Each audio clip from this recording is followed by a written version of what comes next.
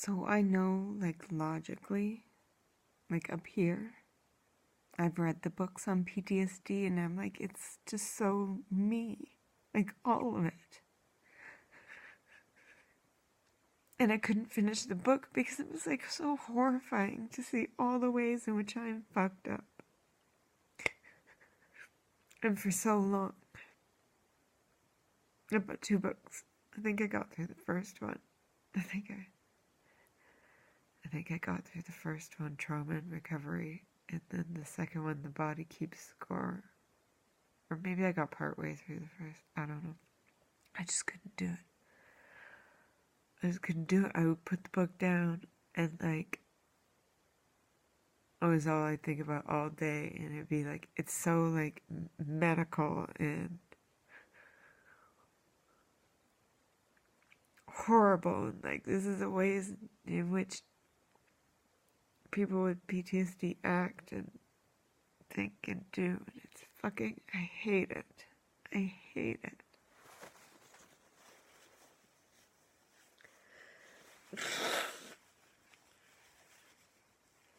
And when I'm with people, I have an extremely hard time saying I have PTSD. Extremely. Even, okay, me and some other people in this psychedelic group were just interviewed for an article, which was a very good article. I am really very impressed with our article that just came out. But I know that my story wasn't chosen because my PTSD doesn't have, it's not like there was no like one-time incident. There were many.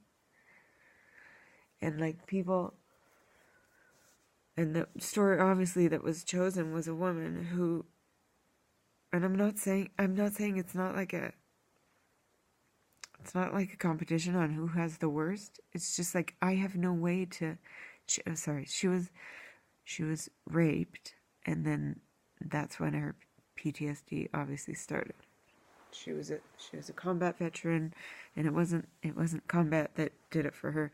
It was when she was raped by her, I assume, her fellow, what do they call them? Army people. And that's where it all went to shit for her. And I don't have a short, when I say, if you had asked me, like, I don't give a fuck what anybody else thinks, I know that it was verbal abuse. Like, I read these 5 books by a woman by the name of, what's her name? Patricia Evans. And that was the first time I read something that put it down in a great amount of detail. And I was like, oh, fuck, exactly. Like, exactly. And, people toss, they don't, saying, oh, I was raped versus, oh, I was verbally abused. Even the way you hear it. It's just, there's no even comparison. There's no, and yet there is. I can tell you for sure. My whole world changed after that.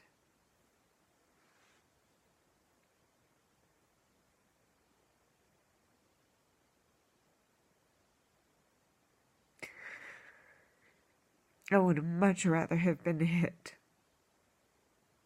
I really would have. I remember one fight, and I pushed him. And I pushed him because my mom was there with me. And that gave me a sense of safety. And I was just like, oh God, I just want it to be over. I can't take any more of the yelling and the manipulation and then it's so, like, and verbal abuse is so fucking weird. Like, and then it would blow over as if nothing happened. And then, I don't know, there was a point when I think if I had gotten out, I would have been okay. And because I was living overseas, and everything's so confusing. There's so much shit you're dealing with when you're living overseas and you're a foreigner. I didn't get out. I thought, oh, I'll stay another 6 months, then I'll go home. Well, in that 6 months, I had a plethora of horrible experiences, and it was too late when I got back. It was in me. Like, it was in me, and it is still in me.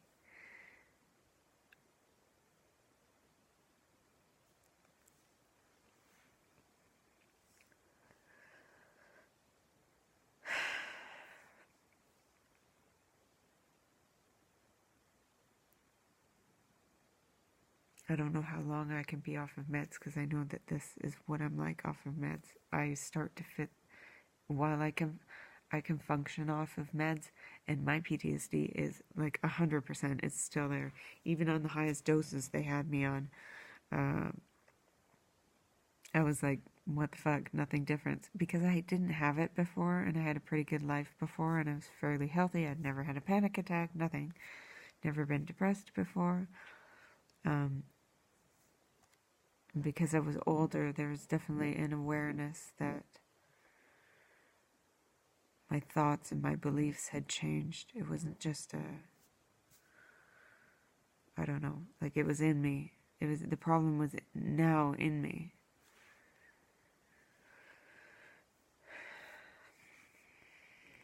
I think I'm rambling. I took a pill tonight to take the edge off, and now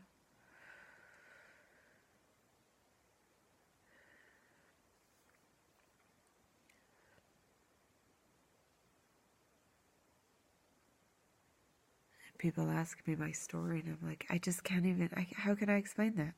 I can't explain it. I read the book, and I'm like, yep, that's it. But I can't, it's like I go fucking mute.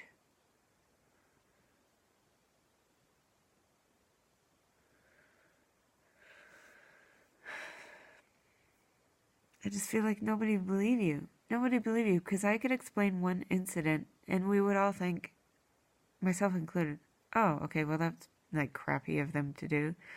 But you wouldn't think it would be traumatic, right? But when you have a whole collection of them,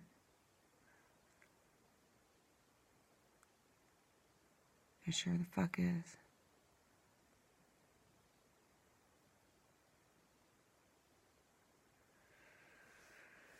I hate it. I don't know how long I can manage being off of meds, but I do want to try like the more MDMA sessions. I haven't decided how many more I'm gonna do, but like, I've been on meds for 17 years, and I can tell you not much has changed. So I am trying. I'm trying this because the research has been incredibly promising, and even the 2 sessions that I've had have been like not a miracle. It's not a miracle, but they did help me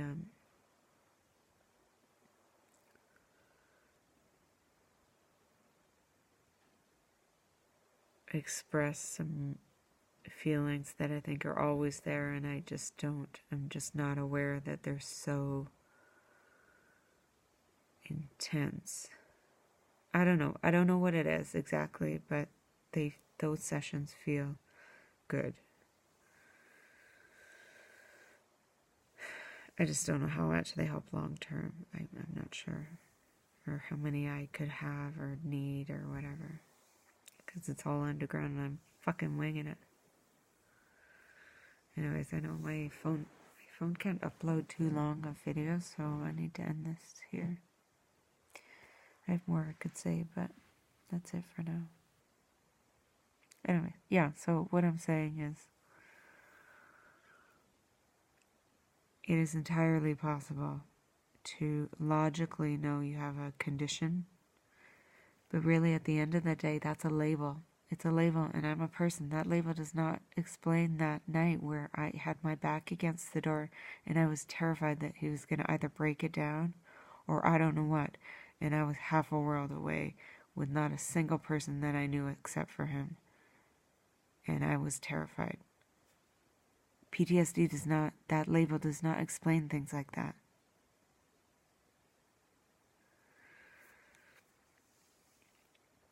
And I am afraid to say stories like that because I always get the response that they're like, oh, well, that must have sucked, but too bad. No, it was fucking life-changing because that was one of them. Just one. There's a cumulative effect. Anyways, yes, it's possible to know. But when you're being triggered or being asked about it, emotionally, fucking you're living in that place of denial and shame. I would say they go together, denial and shame. They might even really be the same thing, and that's why you can't speak.